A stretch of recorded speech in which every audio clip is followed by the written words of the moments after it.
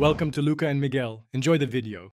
You begin by verifying the TV model and current Android TV version in settings so you download the correct package. Connect to stable Wi-Fi, use Ethernet if available, to prevent mid-update failures. Free at least 1 to 2 GB of storage and keep the TV plugged into power to stop unexpected shutdowns. Once done, navigate to Settings System about System Update to initiate the check. This first step ensures you're ready and prevents mismatched firmware that could brick the device. You will now run the system update and allow the OTA to download. The download matches your model to avoid installing wrong firmware.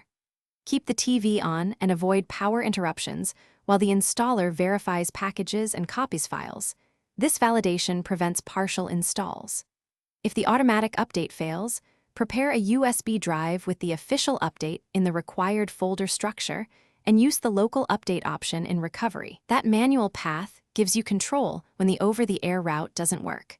You finish by letting the TV reboot.